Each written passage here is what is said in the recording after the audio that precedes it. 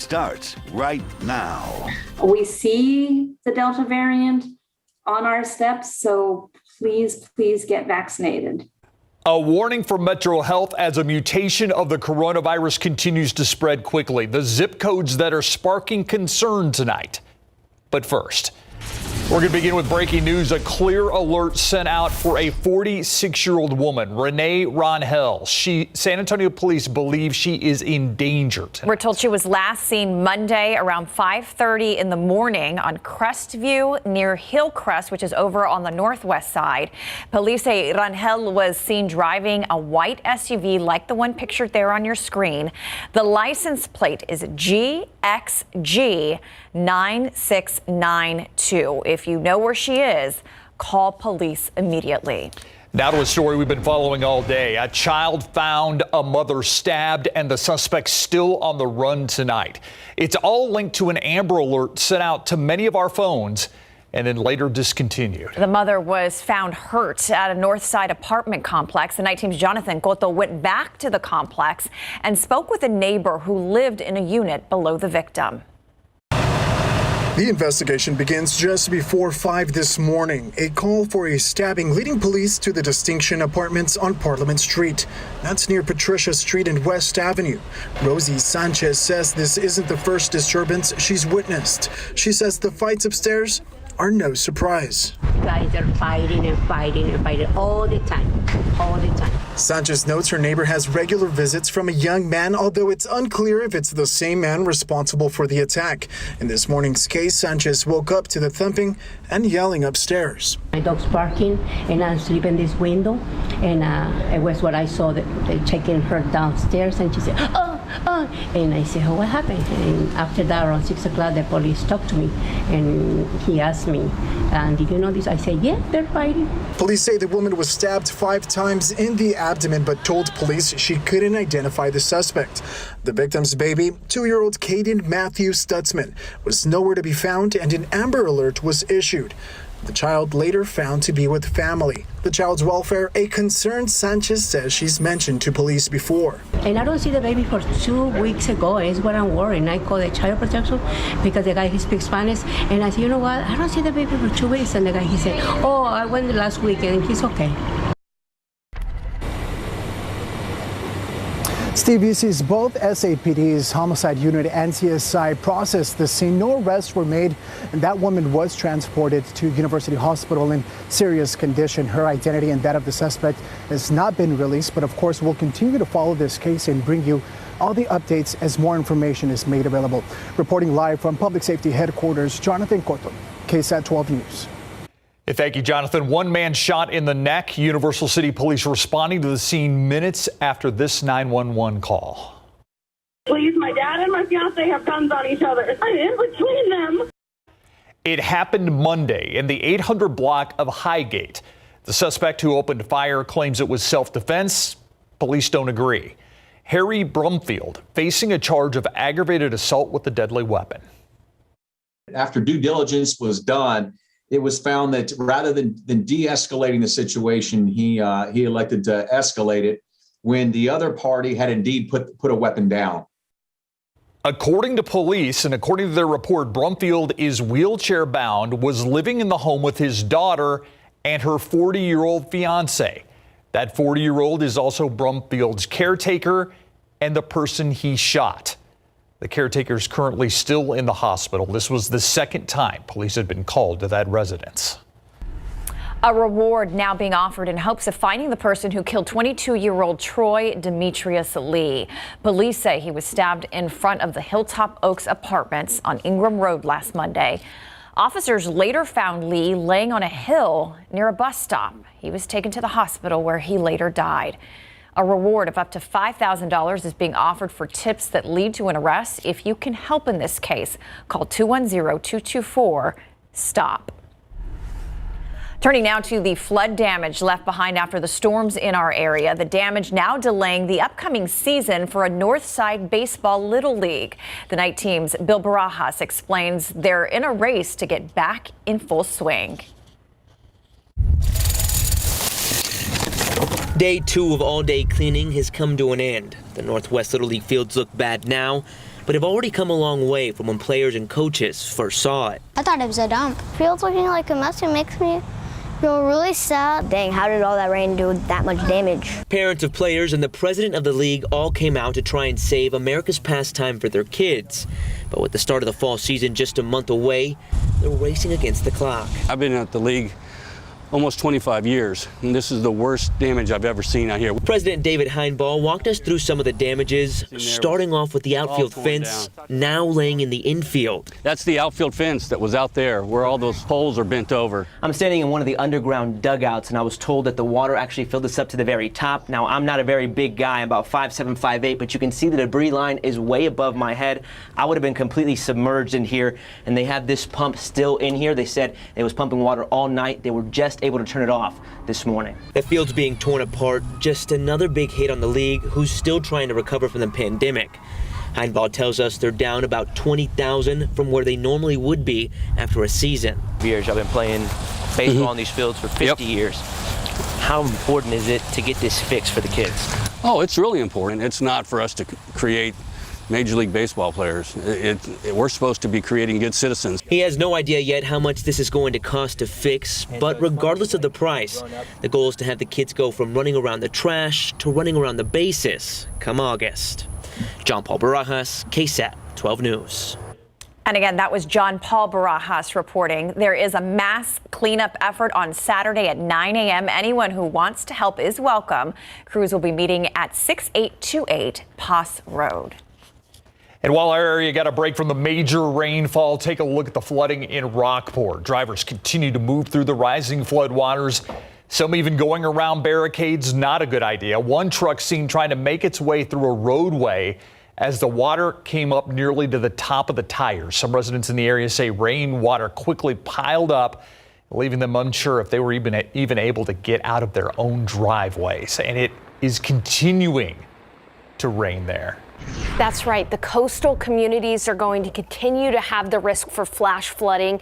You know, you look at this and you can see very clearly the low pressure system. It almost looks like a tropical depression or a tropical storm. It technically does not have a name, but it's performing a lot like one, dumping a lot of rain, flash flood warnings from areas near Rockport all the way out to Seadrift. In some of these areas in the past 24 hours, we've seen 7 inches of rain with a 2-day total racking up to a foot of rainfall. And some of these outer bands are pushing some moderate rain across Karnes County and into Wilson County. Coming up in the forecast, we'll talk about that low pressure system and how it's going to continue to give us rain chances here in San Antonio.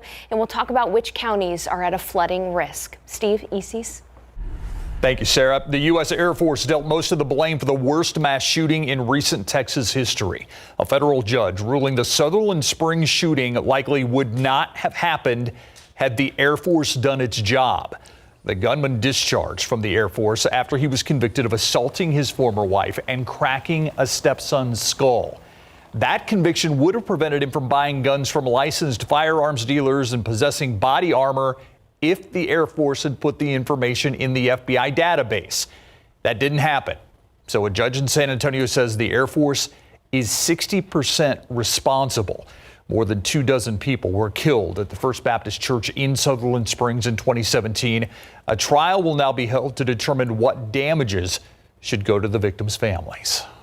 Lawmakers set to go back to the Capitol tomorrow. 11 measures will have another chance to become state law. The special session for the 87th legislative session begins tomorrow at 10 a.m.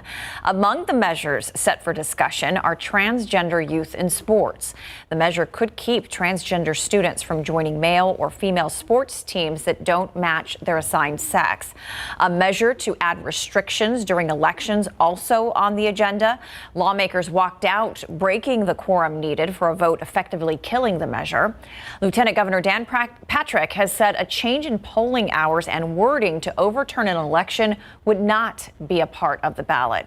Legislation on critical race theory is also up for discussion and could impact school lesson plans. We have the full breakdown of items on the special session listed on our website, KSAT.com.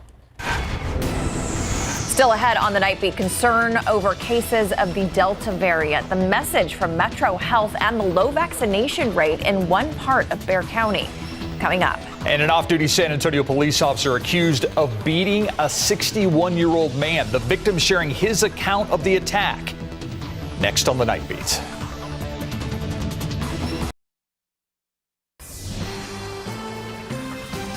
An off-duty police officer keeps his job after several road rage incidents. A victim in the latest incident says he was beat up and now wants Officer Desi Rios put in jail. 61-year-old Ara Halabian is recovering from a broken nose, missing tooth, and injuries to his elbow, knee, and shoulder. Police say Rios was off duty when he crashed into Halabian's car on Monday, then left the scene. Halabian followed Rios, who jumped a curb near the frontage road of 1604 and Bulverde Road. He came and punched me right on my face. He shouldn't be out in the street. And it's a shame wearing a uniform. Rios was also involved in a road rage incident in 2017 and then again in 2018 when Rios and another driver opened fire at each other in the parking lot of an All-Stars Gentlemen's Club. Rios returned to full duty after being reassigned and serving a 15-day suspension. The other driver in that incident still trying to recover from his severe injuries. Rios has been on extended military leave since late July 2019. He faces 2 misdemeanor charges, including driving while intoxicated. An SAPD spokeswoman said they anticipate assault charges will also be filed in this case. Get your COVID vaccine now. That's the message from Metro Health now that the Delta variant is the dominant strain in the U.S. It makes up nearly 52% of cases across the U.S. It is 59% in Region 6, this region right here, which includes Texas. The Night Team's Patty Santos reports the concern also rising for specific parts of Bexar County. Now is the time to get vaccinated. The race is on to get people in Bexar County fully vaccinated. The Delta strain is now the dominant strain in the United States. The concern, how fast is it spreading? Delta variant is more transmissible than version 1.0 of COVID. Another concern, fewer options for treatments. We know that one of the monoclonal antibody treatments doesn't work well against it, but the vaccines seem more than effective enough. In Bexar County, nearly 60% of people 12 and older are fully vaccinated. The city's vaccination map shows some zip codes with extremely low vaccination rates. Roughly 12% are fully vaccinated in 78124 and 78108. Those are the people Metro Health's medical director worries about as Delta cases rise. What we could see a larger proportion of Black and Hispanic people affected than we have seen up until now, just because of the vaccination rates and because people being more casual. I would really hate to see that. Nearly 74% of the Bexar County population has had at least one dose. Dr. Wu hopes side effects aren't keeping people from getting the second shot. The side effects are limited. They're going to last maybe a day, and the benefits last so long. More than 20% of COVID cases in Bexar County are Delta variant. And Dr. Wu says, although we may have seen an increase in cases, she does think the cases will be severe enough to put a strain in our hospitals. Steve, ECs. And Patty, there has been some mismatch in messaging. The World Health Organization has encouraged even fully vaccinated people to wear their masks indoors. Yeah, meanwhile, the CDC says people can ditch masks in public spaces if they're immunized. What's Metro Health saying tonight? Well, Metro Health follows CDC guidance, and Dr. Wu says it is up to each person to decide how much risk they're comfortable with. She says the more you do mask wearing, vaccinations, and social distancing, the more protection you'll have, and there's still a chance you can pass the virus even if you're fully vaccinated. Thank you, Patty. A reminder, the Spurs and the city teaming up for vaccination drives and a chance to win a 10-game ticket giveaway. The first drive is scheduled for July 10th at the AT&T Center. The second drive will happen July 17th at Toyota Field. People who receive their vaccinations at these events will be entered in the Spurs raffle. Live cam tonight, 75 degrees as we take a live look with Sky 12.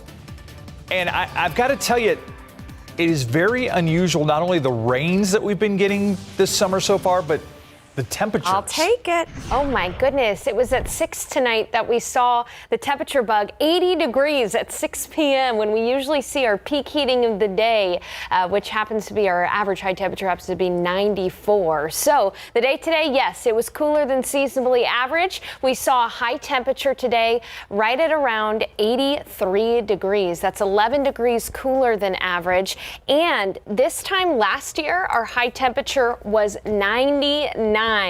So all of the rain helping us out, keeping temperatures down, and we also had a breeze today. Now look at this. The airport only saw 1/100 of an inch of rainfall today, while other places saw about 1/10 to 1/4 of an inch from scattered showers in the area. We're going to have scattered rain again tomorrow. Now we had a ton of rain, of course, across Leon Valley, Helotes, 9+ inches. That fell into Leon Creek, which led to the flooding. Leon Creek and Medina River feed into the San Antonio River, which is still currently flooding. And so there is a flood warning for the San Antonio River through tomorrow. At Elmendorf, it's receding, but it's expected to crest near Floresville tomorrow afternoon. Now, earlier we had a picture sent in, and this is another one of those pictures from a viewer of the San Antonio River. This is at Helton Nature Park near Ceballos, and you can see just how high that water has gotten into the picnic tables there. So the San Antonio River near Floresville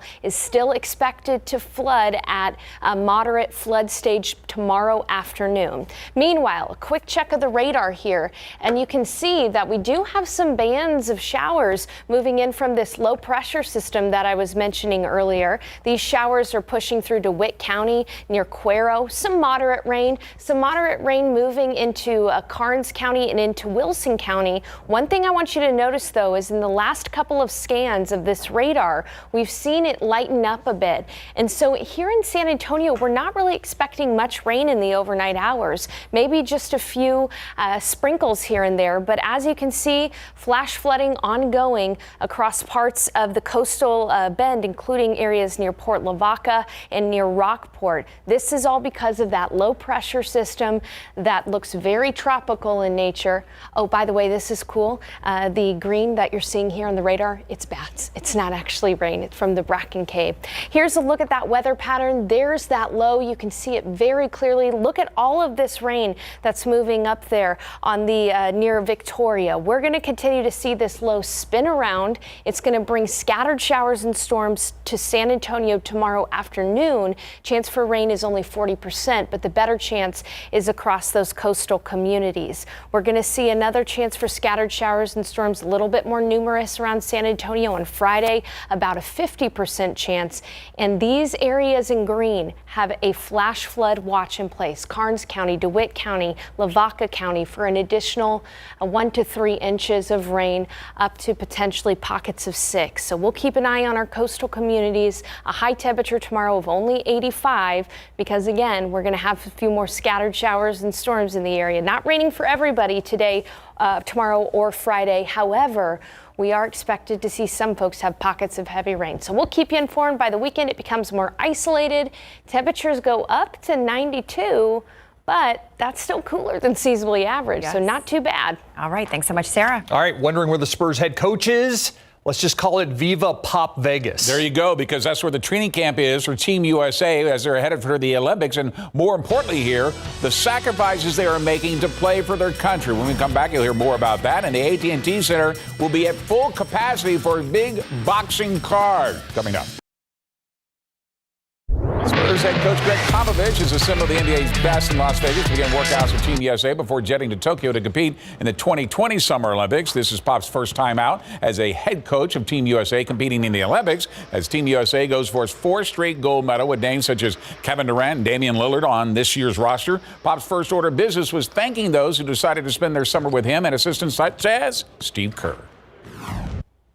You know, they're sacrificing a lot, you know, after the year in COVID and actually more than that, to leave their families and to commit to represent their country at this point, I think is really laudable and a great sacrifice.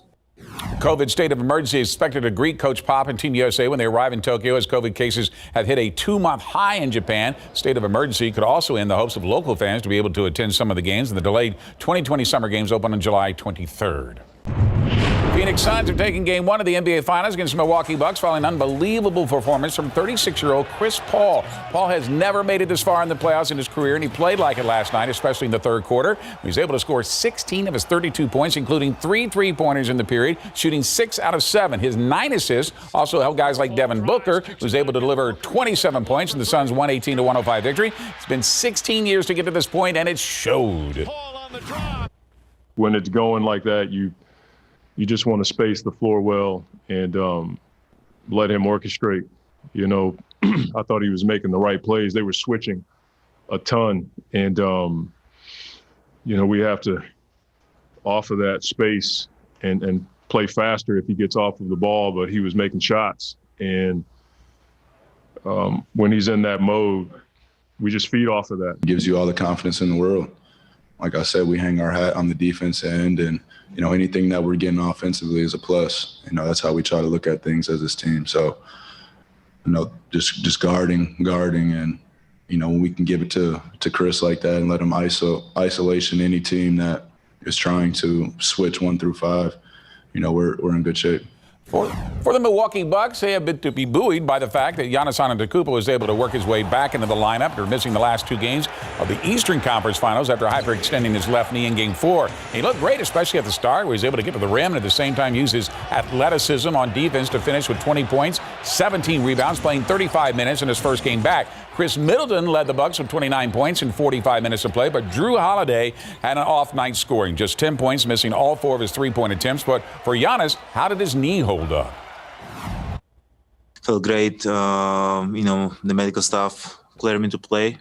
You know, out there I had my balance. Felt my knee was stable. Did not feel pain. So I felt good. You got to listen to Giannis first. He felt good. The sports performance group. He'd been checking boxes the last, you know, couple days and making progress. And, you know, so, you know, he was cleared and he wanted to go and everybody was on the same page. So, you know, it's just a credit to him. And, you know, we talked just the work he puts in, the work the sports performance group puts in, you know, for him to be back playing in Game 1. You know, he's just, it's really impressive what he did. All right, Game 2 tomorrow, same time, 8 o'clock, live right here on KSAT 12. Big press conference today for the fight card set for the AT&T Center 1 week from this Saturday, and a major announcement regarding fans coming up. Before they climb into the ring 1 week from this Saturday, the AT&T Center today, both Jermel Carlo and Brian Castano held a virtual press conference. That's before they meet for the unification of the WBC, WBA, and IBF 154-pound world championships held by Carlo and the WBO world title held by Castano. It will take place live on Showtime from the Spurs AT&T Center. First fight card of this magnitude in San Antonio since last year's Halloween card at the Alamo Dome. It's a legacy fight for me. It's a main thing that's gonna happen. I'm ready for it. I'm excited for it. I'm anxious for it. You know, I know what I possess in the ring. This is my era. I know this is my time. This fight is the more important for to my life. No. And get this, officials of the AT&T Center have announced that they are lifting capacity, physical distancing, and mask requirements for 10 big events slated for the venue, starting with the big fight card 1 week from this Saturday. Fans will no longer have to undergo temperature checks, answer health questions to enter the AT&T Center. If you'd like to purchase tickets, you can do so now, attcenter.com or ticketmaster.com. And congratulations to Tampa Bay Lightning, their Stanley Cup champions again. Nice. Thanks, Greg. You got it. We'll be right back. That's it for the Nightbeat. GMSA starts at 4:30. Good night.